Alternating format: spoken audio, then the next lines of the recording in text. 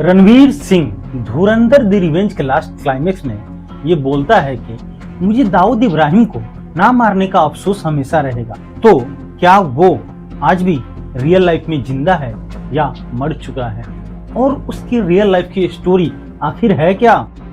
ये बात है मुंबई अंडरवर्ल्ड की। जब हाजी मस्तान का बनाया हुआ एम्पायर गिरने लगा था, जब वो अपने लोवेस्ट पॉइंट पर था, उसी वक्त मुंबई पुलिस में काम करने वाले एक हेड कांस्टेबल का बेटा एक अलग ही जुनून और आग के साथ अंडरवर्ल्ड की दुनिया में कदम रख रहा था। उसके अंदर एक अलग ही आग थी। सिर्फ 19 साल की उम्र में उसने ना सिर्फ हाजी मस्तान को लूटने की प्लानिंग की, बल्कि आगे चलकर करीम लाला के पठान गैंग से डायरेक्ट टक्कर लिया और फिर मुंबई की सड़कों पर गैंग वॉर शुरू हो गया। इस गैंग वॉर में पठान गैंग ने दाऊद के बड़े भाई को मार गिराया, लेकिन इत्तेफाक की बात यह थी कि भाई की मौत ने उसे तोड़ा नहीं, बल्कि उसे और भी ज्यादा बेरहम और खतरनाक इंसान बना दिया। इसके बाद उसने पठान गैंग के लोगों को चुन चुन कर मारना शुरू कर दिया, यहाँ तक कि उसने अपने भाई की मौत का बदला लेते हुए करीम लाला के भाई को भी मौत के घाट उतार दिया। धीरे धीरे उसके चर्चे पूरे मुंबई में, पूरे अंडरवर्ल्ड में फैलने लगे और फिर उसने स्मगलिंग, एक्सटॉर्शन, रियल एस्टेट और मैच फिक्सिंग के जरिए ऐसा खौफ कायम किया कि उसके नाम से पूरी मुंबई कांपने लगी। उसने करोड़ों रुपए कमाए और बॉलीवुड फिल्मों में अपना ब्लैक मनी लगाने लगा। बड़े बड़े प्रोड्यूसर्स, एक्टर्स, डायरेक्टर से वो हफ्ता वसूली करता था। जो पैसे दे देते वो बच जाते और जो मना करते उनकी दिन दहाड़े हत्या कर दी जाती। लेकिन जब उसे लगने लगा कि वो पुलिस के हाथों पकड़ा जाएगा, तो वो भारत से भाग गया। पहले मुंबई और फिर पाकिस्तान में जाकर छिप गया। लेकिन भारत से बाहर रहकर उसने जो किया वो सिर्फ क्राइम नहीं रहा, उसे टेररिस्ट करार दे दिया गया। 1993 में मुंबई सीरियल ब्लास्ट एक ऐसा हमला जिसने पूरे भारत को हिला दिया। उसका क्राइम नेटवर्क सिर्फ भारत तक सीमित नहीं रहा, बल्कि करीब 15 देशों में फैल चुका था। जहां वो drugs trafficking, extortion, arms smuggling और टेरर फंडिंग जैसे गुनाह करता रहा, उसके खौफ का अंदाज इस बात से लगाया जा सकता है कि यूनाइटेड नेशंस, इंडिया और अमेरिका तीनों ने उसे ग्लोबल टेररिस्ट घोषित कर दिया और उसके सिर पर $25 मिलियन का इनाम रखा गया। ये कहानी है मुंबई अंडरवर्ल्ड के सबसे बड़े डॉन दाऊद इब्राहिम कास्कर की।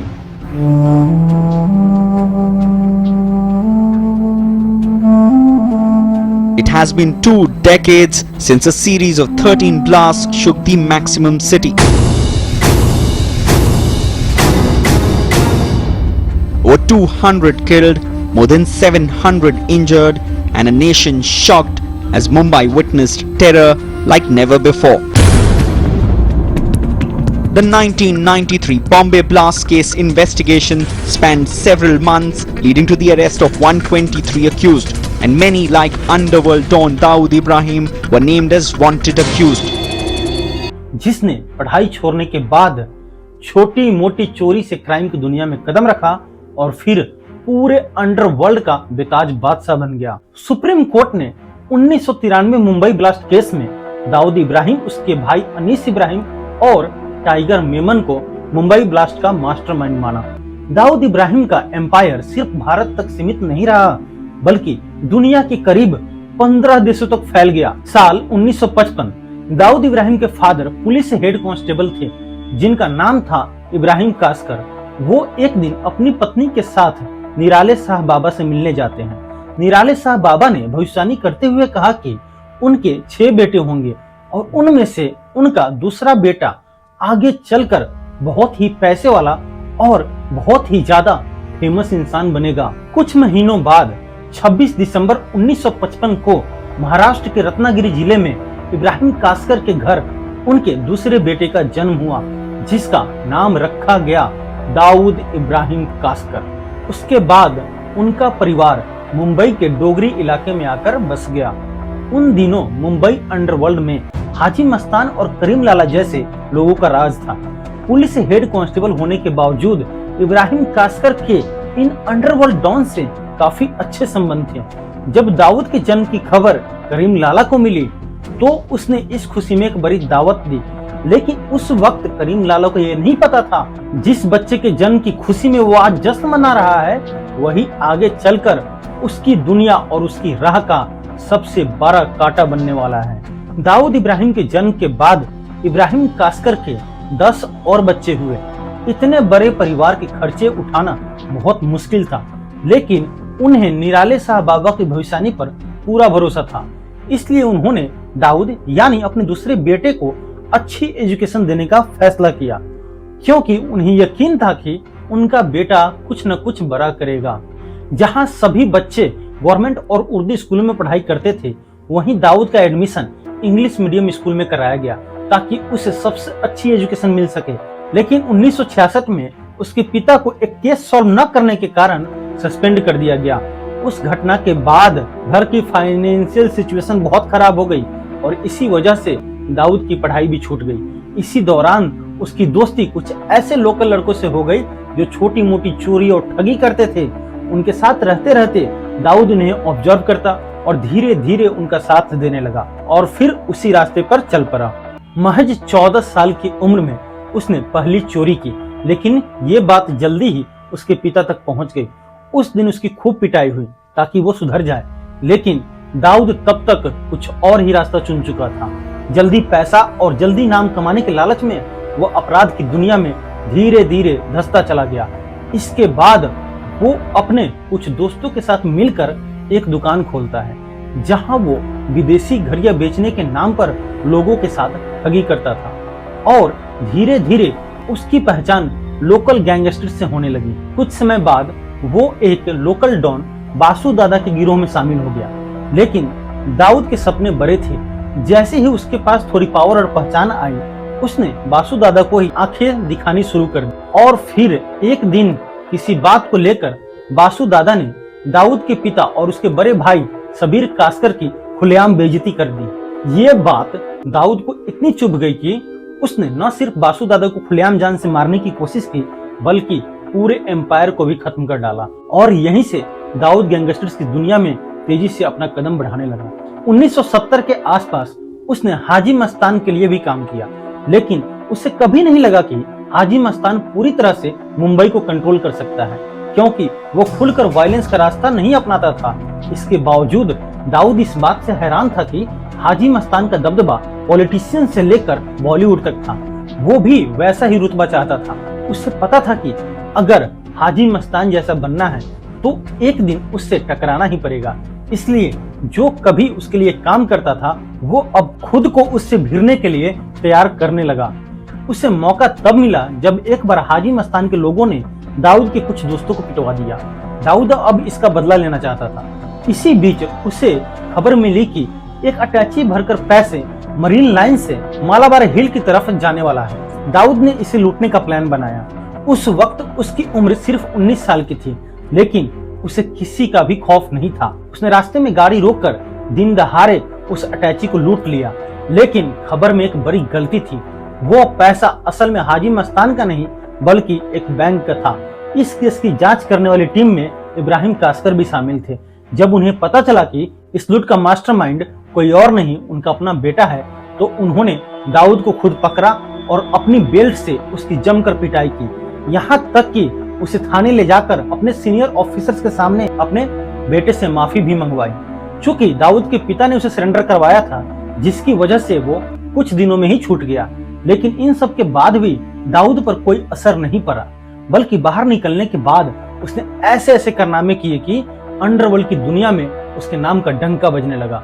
1970 के अंत आते आते दाऊद और उसके भाई सबीर ने बासु दादा के करीबी खालिद पहलवान के साथ मिलकर अपना खुद का गैंग बना लिया, जो आगे चलकर डी कंपनी के नाम से मशहूर हुआ। इतना मशहूर कि आज भी कोई इस नाम को सुन ले तो उसकी नींद उड़ जाती है। इधर हाजी मस्तान ने अंडरवर्ल्ड छोड़कर पॉलिटिक्स ज्वाइन कर ली और यहीं से दाऊद को मौका मिल गया स्मगलिंग, एक्सटॉर्शन, गोल्ड ट्रेड और रियल एस्टेट में अपना पूरा कंट्रोल बनाने का। दाऊद की ताकत तेजी से बढ़ती जा रही थी, जो करीम लाला को खटकने लगी, क्योंकि पहले इन सभी धंधों पर पठान गैंग का कब्जा था और अब उन्हें अपने ही धंधे में भारी नुकसान उठाना पड़ रहा था। और यहीं से दाऊद इब्राहिम और करीम लाला के बीच गैंग वॉर शुरू हो गए। मुंबई की सड़कों पर वायलेंस और गोलियां चलने लगी। हालात इतने बिगड़ गए कि दोनों गैंग्स के बीच समझौता कराने के लिए हाजी मस्तान को बीच में आना पड़ा। कुछ दिनों तक सब कुछ शांत रहा, लेकिन ये शांति ज्यादा समय तक नहीं टिकी और कुछ ही वक्त बाद दोनों गैंग्स फिर से आमने सामने आ गए और दोनों फिर से आपस में भिड़ गए। इसी बीच एक बार करीम लाला और उसके गुंडों ने दाऊद को पकड़ लिया और उसकी जमकर पिटाई की। यह वाकया दाऊद के लिए सिर्फ शारीरिक नहीं बल्कि मानसिक और पब्लिकली भी एक भारी बेइज्जती थी और यहीं से ये दुश्मनी और भी ज्यादा पर्सनल हो गई। अगले कुछ सालों तक डी कंपनी और पठान गैंग के बीच पावर स्ट्रगल चलता रहा। दोनों गैंग्स के लोग एक दूसरे के लोगों की जान लेते रहे, लेकिन 1981 आते आते दाऊद का गैंग पठानों पर भारी पड़ने लगा। ये करीम लाला से देखा नहीं गया और उसने उभरते हुए डॉन मन्या सर्वे से हाथ मिला लिया और उसे दाऊद के बड़े भाई सबीर कास्कर को मारने की सुपारी दे दी। मौका मिलते ही 12 फरवरी 1981 को सबीर कास्कर को मार गिराया गया। अपने भाई की हत्या की खबर सुनकर दाऊद इब्राहिम पूरी तरह बौखला गया। अब ये उसके लिए सिर्फ गैंग वॉर नहीं बल्कि पर्सनल रिवेंज बन चुका था। उसने बदला लेने की ठान ली और इस बार उसने पुलिस से हाथ मिला लिया। दाऊद ने पुलिस को मन्या सर्वे गैंग और पठान गैंग के मूवमेंट्स की लगातार अंदर की जानकारी देना शुरू कर दिया, जिसकी वजह से पुलिस ने मन्या सर्वे के लोगों को या तो गिरफ्तार कर लिया या फिर एनकाउंटर में मार गिराया। कई राइवल गैंग के लोग भी डर के मारे दाऊद के साथ जुड़ने लगे और इसी के साथ मन्या सर्वे भी 1982 में एक पुलिस एनकाउंटर में मारा गया। लेकिन दाऊद का हिसाब अभी बाकी था। वो अपने भाई की मौत के बदले भाई की मौत लेना चाहता था। इसी बीच करीम लाला के भतीजे समद खान ने किसी बात पर दाऊद के भाई नूरा को पीट दिया। ये बात दाऊद को बिल्कुल बर्दाश्त नहीं हुई और आखिरकार उसे मौका मिल ही गया। जैसे ही समद खान अपनी एक प्रेमिका शिल्पा से मिलकर उसके फ्लैट से बाहर निकला, दाऊद इब्राहिम, अली अंकलेचा, छोटा राजन और अब्दुल हमीद ने उस पर 19 गोलियां बरसाकर उसे वहीं खत्म कर दिया। और आखिरकार साल 1986 में दाऊद ने करीम लाला के भाई अब्दुल रहीम खान को भी बेरहमी से मरवाकर अपना बदला पूरा कर लिया। और इस तरह धीरे धीरे दाऊद ने सभी राइवल्स गैंग को या तो खत्म कर दिया या फिर इतना कमजोर कर दिया कि वो दोबारा खड़े ही ना हो सके। और इसके बाद पूरे अंडरवर्ल्ड पर दाऊद का कब्जा हो गया। अब दाऊद का कंट्रोल मुंबई, गुजरात और दमन तक फैल चुका था। Electronic goods, drug trafficking, silver और गोल्ड जैसे कीमती सामानों की स्मगलिंग पर उसकी पूरी पकड़ बन चुकी थी और वो इस पूरे नेटवर्क से करोड़ों की कमाई करने लगा। इसी बीच साल 1986 में दाऊद इब्राहिम ने मुंबई की ही एक लड़की जुबैना जरीन से शादी कर ली। दाऊद इब्राहिम का क्रिकेट से भी गहरा लगाव था और सिर्फ उसे देखने का ही नहीं बल्कि सट्टेबाजी और मैच फिक्सिंग जैसे अवैध कारोबारी में भी उसकी गहरी दिलचस्पी थी। मैच के दौरान वो अक्सर वीआईपी स्टैंड में नजर आता था। साल 1986 में शारजाह में भारत और पाकिस्तान के बीच एक फाइनल मैच खेला जाना था। मैच से पहले दाऊद इब्राहिम इंडियन एक्टर महमूद के साथ भारतीय ड्रेसिंग रूम तक पहुंच गया। उसने खुद को एक बिजनेसमैन बताते हुए खिलाड़ियों से कहा कि अगर इंडिया ये फाइनल जीतता है तो वो हर एक खिलाड़ी को एक टोयोटा कार गिफ्ट करेगा। उस वक्त भारतीय कप्तान कपिल देव प्रेस कॉन्फ्रेंस में थे, लेकिन जैसे ही वो वापस आए उन्होंने गुस्से में कहा, ये आदमी कौन है, इसे अभी यहाँ से बाहर निकालो। मजबूरन दाऊद को वहां से बाहर जाना पड़ा। बाद में इस इंसिडेंट को शारजाह ड्रेसिंग रूम स्कैंडल के नाम से जाना गया। इसी दौरान दाऊद का दबदबा बॉलीवुड में भी बढ़ने लगा। बड़े बड़े एक्टर्स और डायरेक्टर्स अंडरवर्ल्ड के डर के साए में जीते थे। दाऊद फिल्मों में पैसे लगाता और अपने मन मुताबिक एक्टर या एक्ट्रेस को कास्ट करवाता। वो कई डायरेक्टर्स, प्रोड्यूसर्स और फिल्मी सितारों से भी हफ्ता वसूलता था। जो पैसे दे देते वो बच जाते और जो मना करते उन्हें खौफ में जीने पर मजबूर कर दिया जाता या फिर उन्हें खत्म कर दिया जाता। इसी दौरान दाऊद का नाम कई बॉलीवुड एक्ट्रेसेस के साथ जुड़ा, लेकिन उसका सबसे फेमस अफेयर था मंदाकिनी के साथ। साल 1985 में जब राज कपूर ने अपनी फिल्म राम तेरी गंगा मैली में मंदाकिनी को लॉन्च किया तो पूरे देश में उस नई एक्ट्रेस की चर्चा होने लगी और दाऊद मंदाकिनी पर फिदा हो गया। उस दौर में कई रिपोर्ट्स में दाऊद और मंदाकिनी के अफेयर की बातें भी सामने आई, लेकिन उस वक्त ये बात दबा दी गई। लेकिन कुछ सालों बाद दुबई के एक स्टेडियम में दोनों एक साथ वाली तस्वीर में सामने आए। तस्वीरों में दोनों एक साथ मैच देखते हुए काफी क्लोज नजर आ रहे थे और इसके बाद मंदाकिनी को दाऊद का गर्लफ्रेंड कहा जाने लगा। साल 1986 में जब दाऊद अंडरवर्ल्ड की दुनिया में बिल्कुल टॉप पर पहुंच चुका था, उसी दौरान पुलिस ने भी उस पर शिकंजा कसना शुरू कर दिया। पुलिस कमिश्नर PS सोमन ने दाऊद को पकड़ने के लिए वारंट जारी किया और पुलिस को बिल्कुल खुली छूट दे दी गई। दाऊद पर मर्डर, एक्सटॉर्शन और स्मगलिंग जैसे कई सीरियस आरोप थे। अब दाऊद भी समझ चुका था कि मुंबई में रहना उसके लिए आसान नहीं है, इसलिए उसने अपने परिवार वालों के साथ भारत छोड़ने का फैसला लिया। एक रात क्राइम ब्रांच की टीम ने डी कंपनी के हेडक्वार्टर पर छापा मारा, लेकिन तब तक बहुत देर हो चुकी थी। पुलिस के अंदर से ही किसी ने दाऊद को पहले से ही खबर दे दी थी, जिसकी वजह से वो पहले से ही भारत छोड़कर दुबई भाग चुका था। इसके बाद वो दुबई से ही अपने लोगों के जरिए मुंबई कंट्रोल करने लगा। सिर्फ मुंबई ही नहीं, बल्कि उसने अपने नेटवर्क को दुनिया के कई देशों तक फैला दिया। उस वक्त डी कंपनी में छोटा राजन, मोहन कोटियन, गुरु साटम, छोटा शकील और शरद शेट्टी जैसे लोग उसके लिए काम करते थे। डी कंपनी में दाऊद नंबर 1 था और छोटा राजन नंबर 2। लेकिन छोटा शकील राजन की पोजीशन से बिल्कुल खुश नहीं था। वो खुद दाऊद का सेकंड इन कमांड बनना चाहता था। साल 1992 तक सब कुछ ठीक चल रहा था, लेकिन तभी दाऊद के दुश्मन अरुण गावली गैंग ने दाऊद की बहन हसीना पारकर के पति इब्राहिम पारकर की हत्या कर दी, जिसके ऊपर बाद में हसीना पारकर नाम की फिल्म भी बनी, जिसमें लीड रोल में श्रद्धा कपूर नजर आई थी। ये खबर सुनकर दाऊद आग बबूला हो गया। उसने बदला लेने के लिए शैलेश हल्दांकर और बिपिन सोरे को मारने का काम छोटा राजन को सौंपा। छोटा राजन अपने मिशन में लग गया, लेकिन दोनों हमलावर JJ हॉस्पिटल में कड़ी सुरक्षा के बीच थे, इसलिए उन्हें मारने में देरी हो रही थी। दाऊद को बदले की जल्दी थी, इसलिए उसने ये काम छोटा राजन से लेकर छोटा शकील को दे दिया और फिर 12 नवंबर 1992 को छोटा शकील के शूटर JJ हॉस्पिटल में घुस गए और ताबड़तोड़ फायरिंग शुरू कर दी। करीब 500 राउंड गोलियां चली और शैलेश हल्कांदर को वहीं मार दिया गया। हालांकि उस दिन बिपिन सोरे दूसरे वार्ड में था, जिसकी वजह से उसकी जान बच गई। इस इंसिडेंट के बाद छोटा राजन और दाऊद के रिश्ते बिगड़ने लगे। एक दिन मुंबई की एक पार्टी में शरद शेट्टी ने दाऊद से कहा कि छोटा राजन कुछ गैंग मेंबर्स को अपनी तरफ करके एक अलग गैंग बनाने की तैयारी कर रहा है। कहीं ऐसा ना हो कि आगे चलकर आपके लिए खतरा बन जाए। और यहीं से उनके बीच की दूरी बढ़ने लगी। हालात यहाँ तक पहुंच गए थे कि दाऊद इब्राहिम छोटा राजन को डी कंपनी के प्राइमरी प्लानिंग से भी दूर कर रखने लगा। इसी दौरान 6 दिसंबर 1992 को अयोध्या में स्थित विवादित बाबरी मस्जिद को कार सेवकों की भीड़ ने गिरा दिया।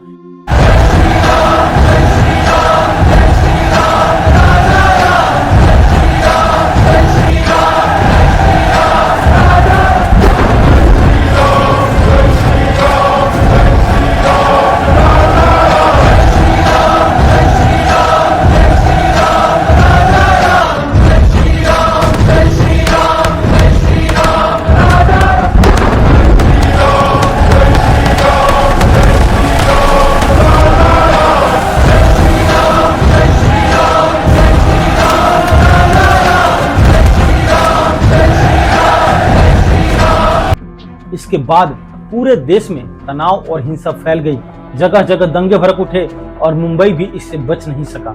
टाइगर मेमन, मोहम्मद डोसा और दाऊद इब्राहिम इसका बदला लेना चाहते थे, इसलिए उन्होंने मिलकर मुंबई को गहरा जख्म देने की प्लानिंग शुरू की। दूसरी तरफ पाकिस्तान की खुफिया एजेंसी ISI भी भारत को चोट पहुंचाना चाहती थी, इसलिए ISI ने मौके का फायदा उठाते हुए दाऊद इब्राहिम, नीस इब्राहिम और मोहम्मद डोसा और टाइगर मेमन को अपने साथ शामिल कर लिया। हालांकि दाऊद ने छोटा राजन को इस पूरी साजिश से दूर रखा।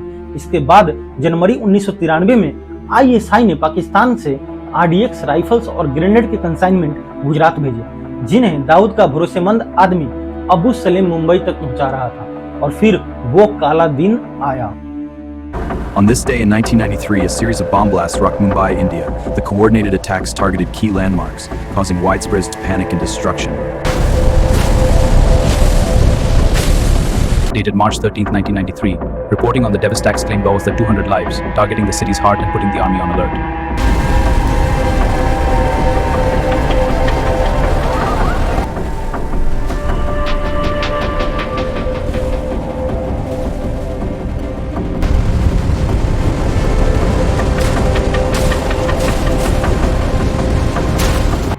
12 मार्च 1993 की दोपहर महज 2 घंटे 10 मिनट के अंदर मुंबई 12 जोरदार धमाकों से दहल उठा। इन धमाकों में करीब 257 लोगों की मौत हुई और 700 से ज्यादा लोग घायल हो गए। ये भारत के इतिहास का सबसे खौफनाक आतंकी हमला था, जिसमें दाऊद इब्राहिम की बहुत बड़ी भूमिका मानी जाती है।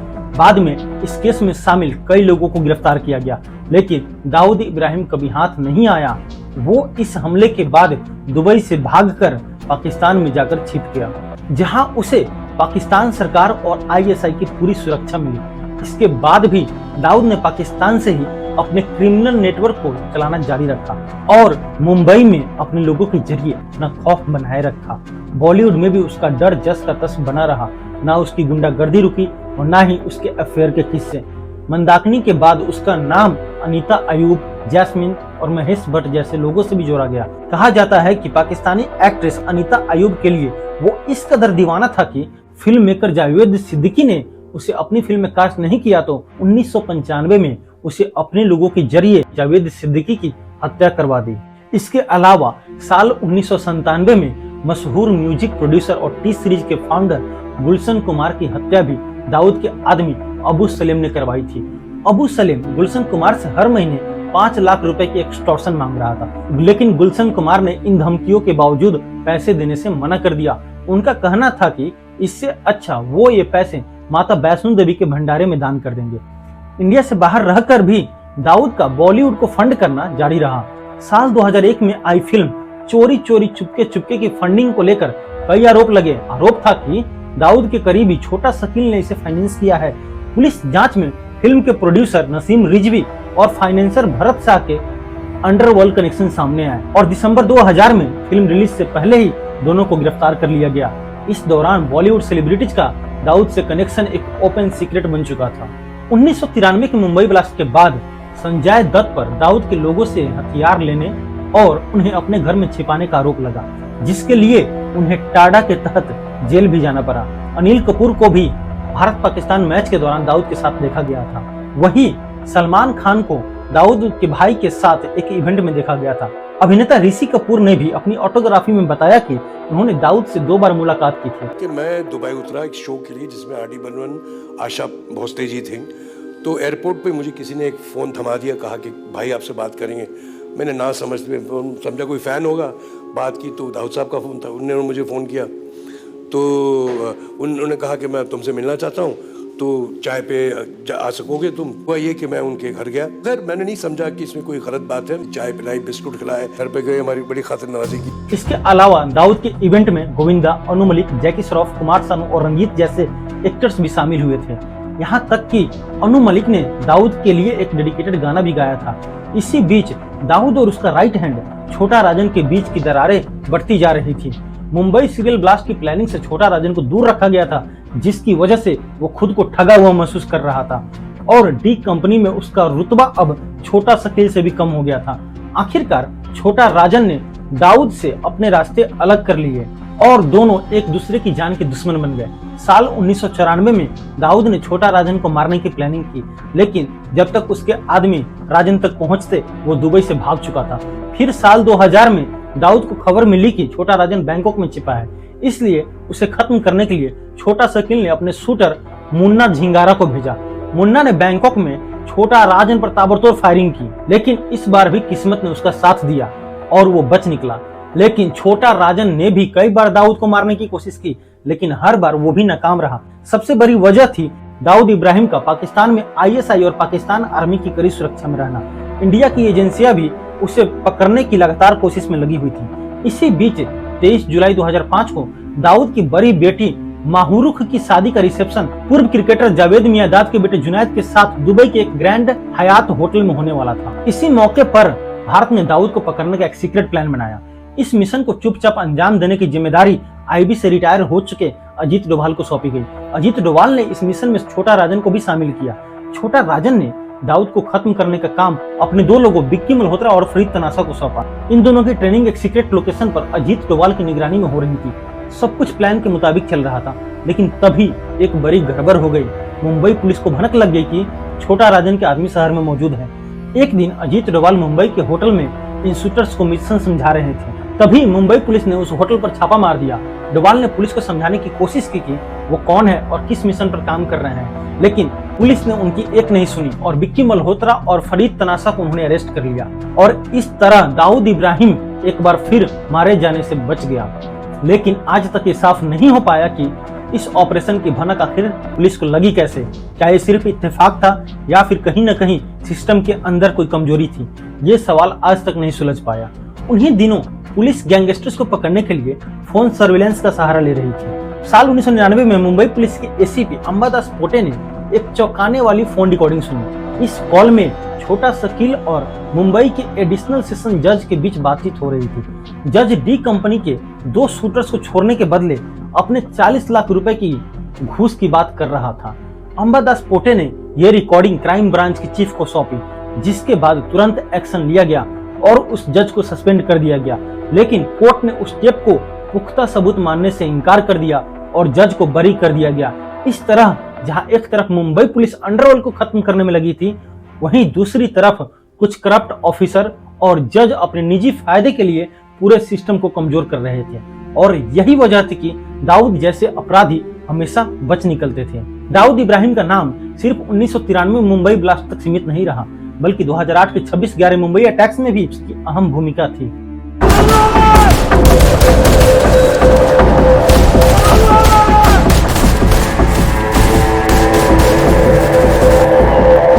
Stay back! Don't touch anything! Explosion! Get back!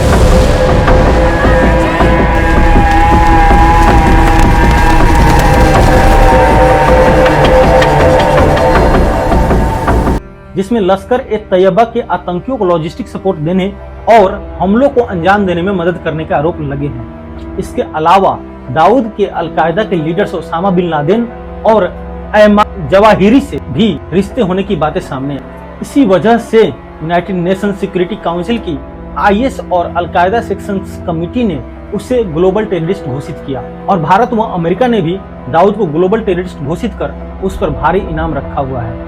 Dawood का भाई अनीस इब्राहिम बेटिंग रैकेट चलाता है, जिससे करोड़ों की कमाई होती है। 2018 में दाऊद के एक गैंगस्टर ने दावा किया कि डी कंपनी दुनिया भर के 2/3 क्रिकेट मैचों में सट्टा लगवाती है। 2013 की आईपीएल स्पॉट फिक्सिंग में भी डी कंपनी का नाम सामने आया था। इस तरह मुंबई छोड़ने के बाद भी दाऊद का क्राइम नेटवर्क लगातार बढ़ता रहा।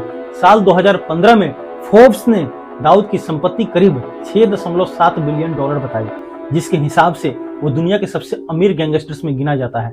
बताया जाता है कि उसके पास ब्रिटेन में करोड़ों डॉलर की संपत्ति है और कई देशों में 50 से ज्यादा प्रॉपर्टीज में इन्वेस्टमेंट है।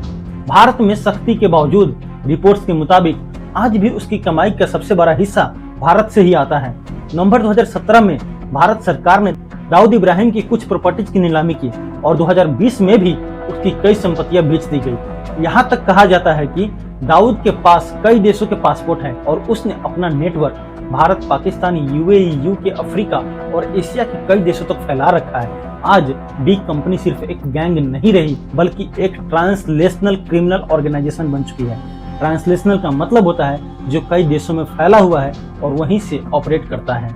पिछले 20 सालों में दाऊद की मौत की खबरें कई बार सामने आई, कभी कोरोना, कभी हार्ट अटैक तो कभी जहर की अफवाह, लेकिन हर बार ये खबरें झूठी साबित हुई। भारत से भागने के बाद वो लगातार अपनी पहचान बदलता रहा और यह भी कहा जाता है कि पकड़े जाने के डर से उसने कई बार अपने चेहरे की सर्जरी भी करवाई। दाऊद इब्राहिम को पकड़ने में सिर्फ मुंबई पुलिस ही नहीं बल्कि इंटरपोल भी लगी हुई है।